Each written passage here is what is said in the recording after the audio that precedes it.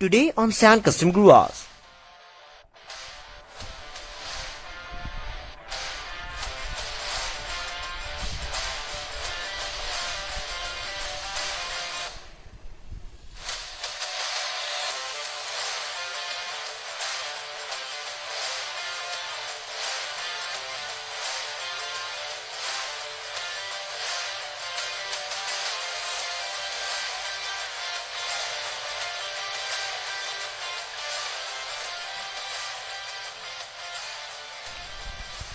Hello guys, welcome back to San Custom Guras once again. So जैसे कि आप लोग देख रहे हैं कि पिछले कुछ हफ्तों से मैं रेगुलरली वीडियोस नहीं बना पा रहा हूँ। पहले मैं हर दिन ही वीडियो बनाता था, लेकिन अब फिलहाल कुछ ऐसे प्रॉब्लम हो गया है जिसकी वजह से मैं वीडियोस रेगुलरली नहीं बना पा रहा हूँ। पहली चीज़ ये है कि वेल पढ़ाई लिखाई का काम होता है, बट आप लोग जानते हैं कि वीडियोज़ के चक्कर में मैं अपनी पढ़ाई लिखाई तो रोक नहीं सकता। और दूसरी चीज़ ये है कि अपने कुछ पर्सनल स्टफ भी होती है, मतलब जानते हैं कि हर किसी का अपना कोई ना कोई काम करना ही होता है। और इन सब काम के चक्कर में आजकल मुझे वीडियोस बनाने का ज़्यादातर वक्त नहीं मिलता है, और उसके लिए वेरी सॉरी कि मैं आप लोगों तक रेगुलरली वीडियोस नहीं पहुंचा पा रहा हूं। लेकिन इसमें मैं कुछ कर नहीं सकता, क्योंकि सॉरी के अलावा तो मैं आप लोगों से और कुछ नहीं कह सकता, क्योंकि वैसे भी मुझे वक्त मिलता नहीं है, उसकी वजह से मैं आप लोगों तक वीडियोस नहीं पहुँचा पाता हूँ। लेकिन मैं ये हमेशा कोशिश करता हूँ कि जब भी मुझे वक्त मिले, कहीं 1 घंटे का वक्त क्यों ना मिले, मैं आप लोगों के लिए स्पेशल और यूनिक वीडियो डेफिनेटली बनाऊंगा। और वो मैं कर भी रहा हूँ, आगे भी करता रहूँगा, ताकि आप लोगों तक वीडियोस हो सकता है कि रेगुलरली ना आए, लेकिन आप लोगों तक स्पेशल वीडियोस बिल्कुल पहले की तरह ही आता रहे। सो आज का भी वीडियो ये भी काफ़ी स्पेशल और यूनिक होने वाली है, क्योंकि आज इस वीडियो में अगर आप 70s या फिर 80s में पैदा हुए थे तो आप इस कार के बारे में बहुत अच्छी तरह से जानते होंगे। मैं तो 70s या 80s में पैदा नहीं हुआ था, तब तो मेरा कोई नामो निशान भी नहीं था, मैं लेट 90s में पैदा हुआ था। लेकिन फिर भी ये कार मेरे लिए भी काफ़ी अनमोल है। अनमोल किस लिए है मैं आप लोगों को वीडियो के एंड तक बता दूंगा। और ये कार है the iconic king of the road Premier Padmini. तो ये एक्चुअली में एक हैंडमेड स्केल मॉडल है, जिसे पूरी तरह से हाथों से बनाया गया है, और इसका स्केल 118 स्केल की है। चलिए मैं आपको कार दिखाता हूँ, तो क्या आप कार को देखने तैयार हो? ओके, ये तो कार बस यहाँ आने ही वाला है। 1, 2 and 3. Ta-da!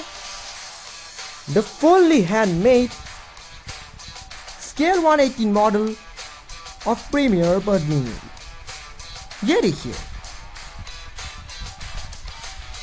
custom headlights, custom windows, custom trims, even everything fully customized. So ये कार वैसे ये कस्टमाइज्ड कार तो नहीं कहा जा सकता, लेकिन इसे एक परफेक्ट रेप्लिका कहा जा सकता है। ऐसे चीज़ें देखने में आसान लगती है, लेकिन जो बंदा ये सब करता है सिर्फ उन्हें समझ में आता है। तो उससे पहले कि मैं आपको इस कार के बारे में और इन्फॉर्मेशन बताऊं, चलिए कार का एक छोटा सा रिव्यू ले लेते हैं। हाँ, Fiat 1100 D-Lite, जिसे काफी लोग प्रीमियर पद्मिनी और सिर्फ Fiat के नाम से भी जानते हैं, एक कॉम्पैक्ट फोर-डोर सेडान थी जो कि तकरीबन 50 सालों से इंडिया की शान रही है। इस कार को ओरिजिनली 1962 में इटालियन कार मेकर फिएट ने डिजाइन किया था। शुरुआती दिनों में प्रीमियर ऑटोमोबाइल लिमिटेड ने इस कार को इंडिया में भी फिएट 1100D के नाम से ही मैन्युफैक्चर किया करता था, लेकिन 1972 तक इसका नाम बदल दिया गया और इसका नया नाम रखा गया प्रीमियर प्रेसिडेंट। लेकिन प्रेसिडेंट नाम बहुत ही कम समय तक रहा। 1974 तक इसका नाम एक और बार फिर से चेंज किया गया और इसका फाइनल नेम रखा गया प्रीमियर पद्मिनी। 70s से लेकर मिड 90s तक ये कार इंडिया में काफी पॉपुलर था, और काफी सारे ऐसे आइकॉनिक इंडियन एक्टर्स जैसे कि रजनीकांत जी और भी काफी सारे ऐसे दूसरे आइकॉनिक एक्टर्स हैं जिनकी पहली कार प्रीमियर पद्मिनी ही था। लेकिन इस कार का ज्यादा पॉपुलर होने का कारण मुंबई की काली और पीले रंग की टैक्सीज भी है। एक लंबे दशक तक इन फिएट कार्स को मुंबई में टैक्सी के तौर पे यूज किया गया था। उस जमाने में फिएट के अलावा आप लोगों को और कोई भी दूसरी कार्स टैक्सी के तौर पे मुंबई में देखने को नहीं मिलता था। लेकिन 2013 में नए गवर्नमेंट के आने के बाद ऐसी कोई भी कार जो कि 15 साल से ज्यादा पुरानी है मुंबई की सड़कों पे नहीं दौड़ सकता, और बस किस्मती से इन सारे फिएट टैक्सीज को एक एक करके स्क्रैप करने का ऑर्डर दे दिया गया। पुराने दिनों की तरह अब और मुंबई की सड़कों में इन फिएट टैक्सीज को देखने को नहीं मिलती है, और शायद और कुछ सालों में फिएट बस एक हिस्ट्री ही बन जाएगा। लेकिन प्रीमियर पद्मिनी AKA फिएट 1100 तब भी एक आइकॉनिक कार था और अब भी है। सो ये था कार का एक छोटा सा रिव्यू। पहले रिव्यू इतना लंबा तो नहीं था, लेकिन एटलीस्ट मैंने आपको दिखा दिया कि कार एक्चुअली में कैसी दिखती है। तो अभी वक्त है आप लोग इस कार के सारे मॉडिफिकेशन के बारे में बताने का। लेकिन उससे पहले कि मैं आप लोग को इस कार के बारे में बताऊँ, मैं आप लोगों को कुछ दूसरी चीज़ें बताना चाहूँगा, यानी कि इस कार के पीछे छुपी हुई कहानी के बारे में बताना चाहूँगा। सो ये बात आप जानते हैं कि मेरे चैनल में मैंने पहले भी कई बार फिएट 1100 डिलाइट और प्रीमियर वर्डिनी के ऊपर वीडियोस बनाए हैं। वैसा क्यों, इस कार में मुझे इतना शौक क्यों है? आजकल ज़्यादातर लोग ऐसे कार्स को ज़्यादातर कबाड़ कहते हैं। आजकल के लोगों को वैसे भी आजकल की मॉडल कार्स ज़्यादा पसंद आती है। पुराने ज़माने की कार्स आजकल ज़्यादातर लोग पसंद नहीं करते, जबकि मैं आजकल के ज़माने के लड़के होने के नाते नए कार से भी ज़्यादा पुराना कार्स ज़्यादा पसंद करता हूँ। और फिएट जैसी कार्स मेरा ज़्यादा पसंद इसीलिए है क्योंकि मेरी फैमिली की जो सबसे पहली कार था वो एक्चुअली में प्रीमियर वर्डिनी था। 93 या फिर 94 के समय की मॉडल था। मैं अच्छी तरह से नहीं जानता हूँ कौन से साल की मॉडल था, लेकिन हाँ 95 या 96 से पहले की मॉडल था, क्योंकि उसमें बेंच सीट था। बाद वाले मॉडल्स में तो जानते हैं कि बकेट सीट आ गया था, लेकिन उस मॉडल पे बेंच सीट था और स्टीयरिंग व्हील भी वो थोड़ी बड़ी साइज़ वाला स्टीयरिंग व्हील था। तो इसीलिए मेरे ख्याल से 93 या 94 के समय की मॉडल था। डिलक्स बी मॉडल था, जो कि उस ज़माने में ज़्यादातर प्रीमियर वर्डिनी डिलक्स बी मॉडल का ही था। ये जानते हैं वाइट कलर का था, जिसकी इंटीरियर वैसे तो ग्रे कलर का था, लेकिन सीट कवर्स हमें बाद में रेड कलर का करवा लिया था। रेड नहीं, लेकिन थोड़ी प्रिंटेड टाइप की रेड। उस ज़माने में ज़्यादातर लोग सीट कवर्स ऐसे ही लगाते थे। सो वो कार एक्चुअली में सेकेंड हैंड खरीदा गया था, ब्रांड न्यू नहीं था। कब खरीदा गया था मैं वो नहीं जानता, लेकिन वो एक्चुअली में काफ़ी सालों तक वो हमारे पास था। 2013 में हमने वो कार बेच दिया जब हमने अपनी मारुति 800 को खरीदा, लेकिन फ़िलहाल अब भी है मेरे पास। वो कार ही एक्चुअली में मेरे कार्स में इंटरेस्ट लाने का सबसे पहला रीज़न था। ऑफकोर्स आज जो मेरी कार में इतना इंटरेस्ट है सिर्फ और सिर्फ उसी कार की वजह से बन पाया था, क्योंकि वो मेरी सबसे पहली कार था। मेरी फैमिली की पहली कार, यानी कि मेरी पहली कार, वो कार जिसमें मैं बचपन से उठा करता था। और फिर उसी कार की वजह से मेरे कार में भी इंटरेस्ट आया था। बचपन में मैं ज़्यादातर अगर मुझे कहीं में कोई ड्राइंग कोई पेपर मिलता था तो मैं फिएट ही ड्रॉ करता था, क्योंकि फिएट उस ज़माने में मेरी सबसे फेवरेट कार बन गया था। और जिन भी मूवीज़ में फिएट देखने को मिलता था मैं इन मूवीज़ को हर बार ही देखता था, क्योंकि मुझे इस कार में काफ़ी इंटरेस्ट आ गया था। और फिर उसी कार को याद में रखते हुए 2015 या फिर 16 के आसपास में मैंने एक वाइट कलर की ही फिएट की एक स्केल मॉडल तैयार किया था। इस जैसी नहीं, लेकिन वो थोड़ी लोग वाली मॉडल था। स्केल 118 मॉडल था, बिल्कुल साइज़ बिल्कुल ऐसा ही था, लेकिन इतनी हाई क्वालिटी नहीं था, इतनी डिटेल नहीं था, क्योंकि उस ज़माने में मॉडल्स को अच्छी तरह से डिटेल नहीं कर पाता था। वाइट कलर का ही था, क्योंकि हमारी जो पहली कार था वो वाइट था, वो तो मैंने आपको बताया ही है। और उसकी स्टाइलिंग भी बिल्कुल एकदम स्टॉक कंडीशन की रखा था। नॉर्मल क्रोम बम्पर्स और वाइट कलर का नॉर्मल फिएट जो कि ज़्यादातर दिखने को मिलती है। वो कार एक्चुअली में मैंने 2016 या 17 के आसपास में बनाया था। लेकिन फिर उस कार को तैयार करने के बाद कुछ महीने बाद ही मैंने ये सोचा कि कार को थोड़ी इंप्रूव किया जाए, क्योंकि कार का बॉडी शेप अच्छी तरह से करेक्ट नहीं हुआ था। और बस कार को तैयार करने के बस 3-4 महीने बाद ही मैंने कार को पूरी तरह से खोल दिया और फिर बॉडी में थोड़ी इंप्रूवमेंट लाया, जिसके साथ फेंडर जैसे सीधे उस तरह से कार को थोड़ा और इम्प्रूव किया। और फिर इस बार कार की कलर में लाइट ब्लू कर दिया, लाइट ब्लू नहीं थोड़ा ब्लू टाइप का कर दिया, हालांकि लेकिन हाँ ज़्यादातर डार्क ब्लू नहीं है, वो लाइट ब्लू ही था।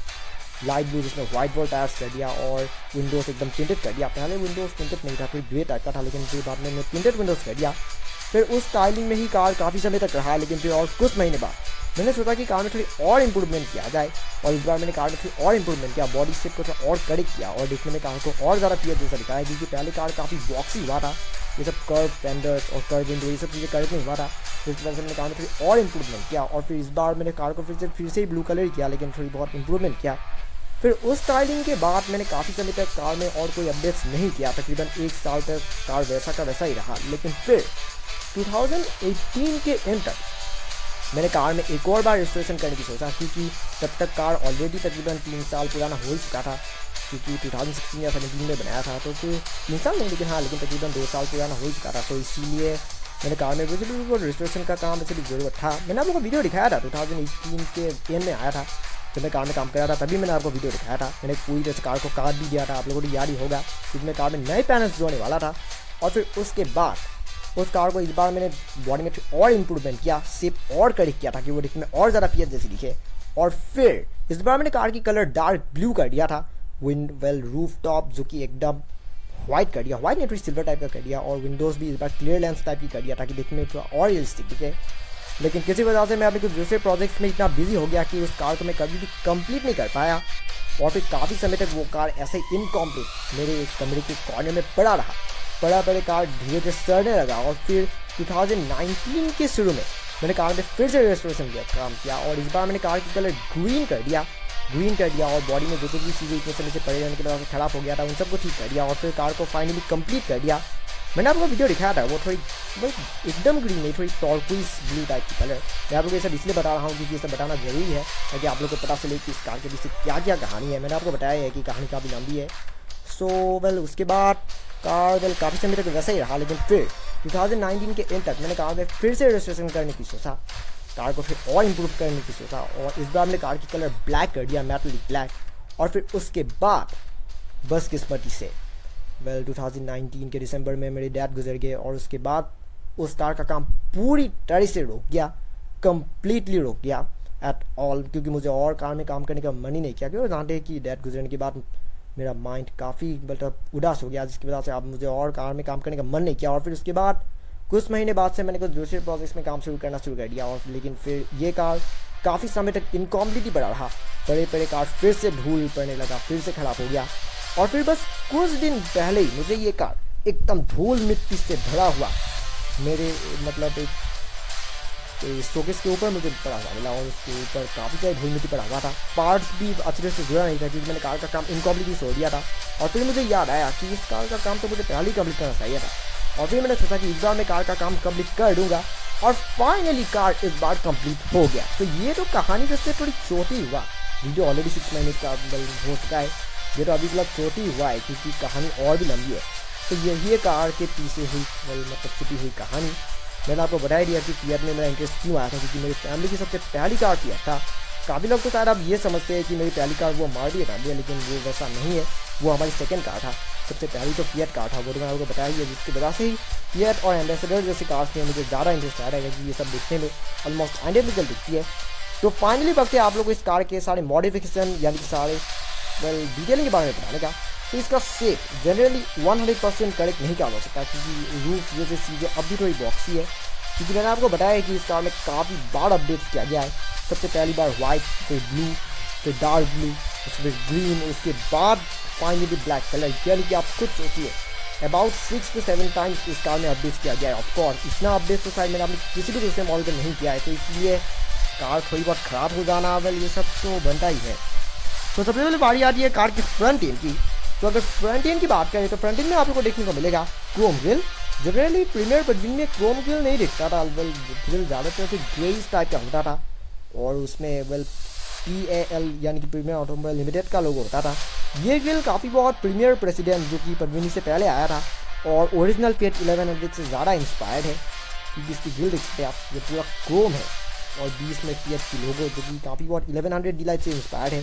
लेकिन अगर इंडिकेटर्स की बात करें तो ऐसे इंडिकेटर्स जनरली किसी भी 1100 डिलाइट मॉडल्स में नहीं आता था, ना ही परवीनी में आता था, ना ही प्रेसिडेंट में आता था, या ना ही ओरिजिनल 1100 डिलाइट में आता था।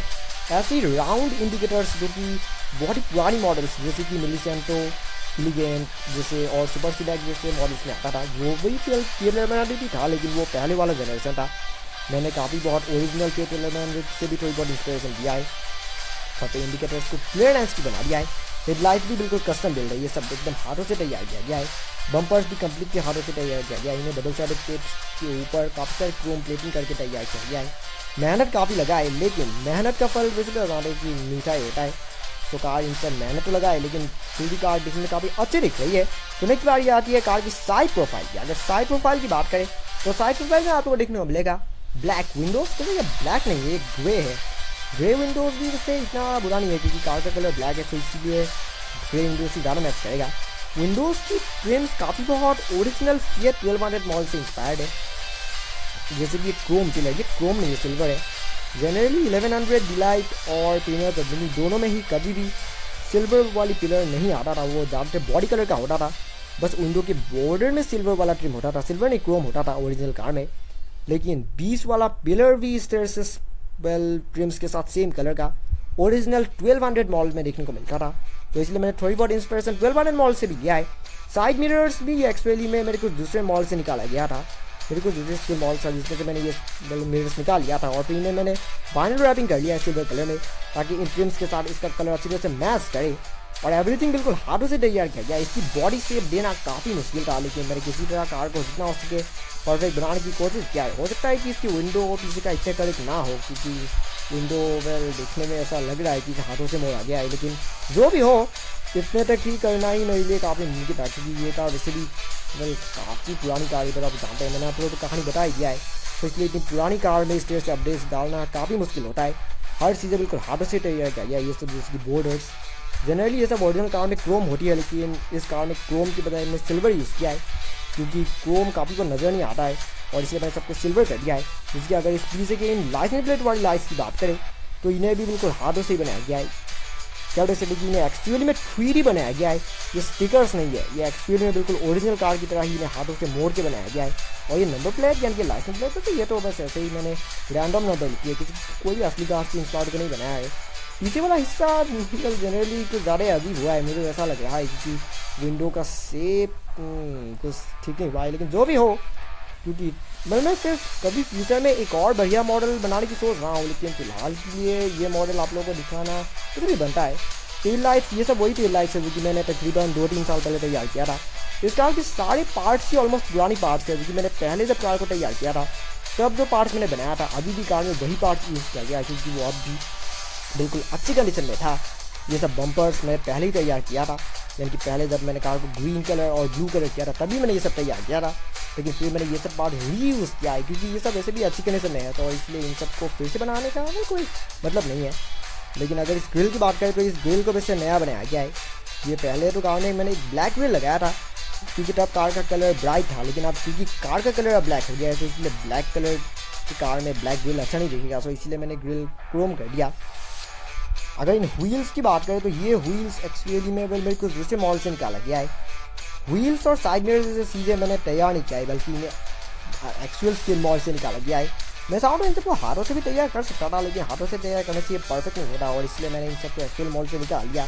हालांकि इन्हें व्हाइट बॉल में फिर से बाद में कन्वर्ट किया गया है, ओरिजिनली व्हाइट बॉल नहीं था, एक्चुअली में ब्लैक बॉल्स था, क्योंकि व्हाइट बॉल टायर्स तो बेसिकली कार का मिलती नहीं है, लेकिन मैंने ये वाइनिल रैपिंग करके व्हाइट कर दिया था। इन्हें मैंने पहले ही कर दिया था।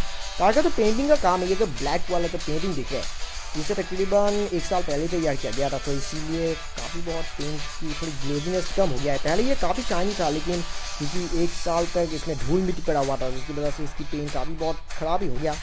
मैं तो कार को फिर से रिपेंट कर सकता था, लेकिन मुझे फिर से रिपेंट करने का मन नहीं किया, क्योंकि ये कार वैसे भी पहले से ही इतनी परफेक्ट हुआ नहीं है, तो इसलिए मैं इस कार में अवार्ड अपडेट नहीं करना चाह रहा था। यही कार की फाइनल अपडेट है, मैंने बस कार को कंप्लीट कर दिया। और एक और चीज़ इसकी टेल गेट चढ़ा, इसे एक्चुअली में ओपन किया जा सकता है, हालांकि अंदर कोई ट्रंक नहीं है, देख सकते हैं आप अंदर कोई भी ट्रंक नहीं है, बस यहाँ पर एक प्लेट ही नहीं है। लेकिन जो भी हो, मैंने टेल गेट को ओपनेबल बनाया है, ये मैंने पहले ही कर लिया था, और इसकी हुड यानी कि बॉनेट भी ओपनेबल है, लेकिन अंदर कोई इंजन नहीं है, क्योंकि इंजन बनाने का मुझे वक्त नहीं मिला। हो सकता है कि फिर कभी फ्यूचर में मैं इंजन का काम भी करूँ, लेकिन मैं इस कार में अवार्ड अपडेट्स करने की नहीं सोच रहा हूँ, क्योंकि कुछ चीज़ें इस कार में पहले से ही परफेक्ट नहीं हुआ है। इसमें आप लोगों को पीछे के जो विंडो दिखाया वो ओरिजिनल कार की तरह एकदम स्मूथ नहीं हुआ है, वो दिखने में ऐसा लग रहा है कि हाथों से मोड़ा गया है, और इसीलिए मैं इस कार में अवार्ड अपडेट्स करने की नहीं सोच रहा हूँ। मैं सोच रहा हूँ कि फिर कभी फ्यूचर में एक कंप्लीट नया मॉडल तैयार करेंगे, एक कंप्लीट नया मॉडल जो कि इस मॉडल के साथ कोई भी रिलेशन नहीं होगा, क्योंकि मैं इस कार में और अपडेट्स नहीं करना चाहता हूँ। और इस कार में फिलहाल जो कुछ भी काम कर लिया गया वही इसके लिए काफ़ी है। अगर इस कार को आप अच्छे से देखें तो पीछे के विंडो के अलावा बाकी सब चीज़ों को एकदम अच्छी तरह से डिज़ाइन किया गया है। पीछे वाले विंडो को बनाना एक्चुअली में काफ़ी मुश्किल था, मैं चाहूँ तो इसे थोड़ा और करेक्ट कर सकता था, लेकिन वैसा मुमकिन नहीं था, तो इसकी वजह से इसका विंडो कुछ ज़्यादा ही अजीब हो गया, क्योंकि इसके जो कर्व है ये कर्व देना काफ़ी मुश्किल है। इसे मैं काफ़ी मुश्किल से मैंने इसे कर्व बनाया था। पहले मैंने जितनी बार भी कार को तैयार किया था ये हर बार स्क्वायर हो जाता था, बिल्कुल सामने की तरह ही स्क्वायर हो जाता था, इसकी वजह से कार परफेक्ट नहीं दिखता था। इस बार काफ़ी कोशिश करके मैंने ये कर्व चीज़ विंडो में लाया है, और उसकी वजह से ही विंडो का शेप थोड़ी अजीब हो गया।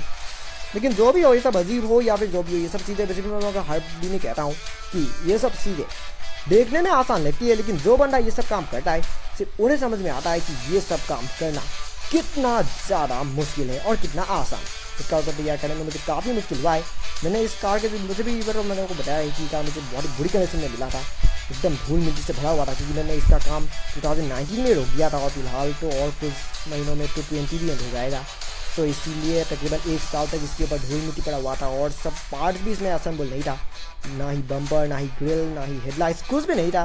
सिर्फ बॉडी ही था, बॉडी में व्हील्स लगी हुई थी, लेकिन इसके सिवाय एट ऑल कुछ भी नहीं था। जो कुछ भी ट्रिमिंग, विंडोज जैसे चीज़ें का काम है, ये सब मैंने बाद में किया है, बस रिसेंटली किया है। ये सब काम कंप्लीट करने में मुझे तकरीबन 2-3 दिन का वक्त लगा, क्योंकि कार में पेंटिंग का काम पहले से हो चुका था। तो बस पार्ट्स असेंबल करना ही बाकी था, लेकिन पार्ट्स असेंबल करने में मुझे काफ़ी मुश्किल हुआ है। और मैं उम्मीद कर रहा हूँ कि आप लोग को ये मॉडिफिकेशन पसंद आया होगा। वेल, मैं जानता हूँ कि ये 100% परफेक्ट नहीं हुआ है, लेकिन जो भी हो, मैंने कोशिश किया है कि इस कार को मैं जितना हो सके उतना ओरिजिनल कार की तरह बनाऊँ, और वैसा मैंने किया भी है। तो चलेगा अभी के लिए इतना ही। फिर मुलाकात होगी मेरी एक और नई वीडियो में, जिसमें मैं आप लोगों को ऐसे ही और भी कमाल की कस्टमाइज की गई स्किल मॉडल्स और मेरी खुद की हाथों से तैयार की गई जैसे कि ये कार दिखाने की कोशिश करूंगा। लेकिन तब तक अगर आपको ये वीडियो में पसंद आया, then don't forget to like, comment, share and subscribe to my channel and click the bell icon so you will get notification every day. And thank you very much for watching my video. Thank you very much.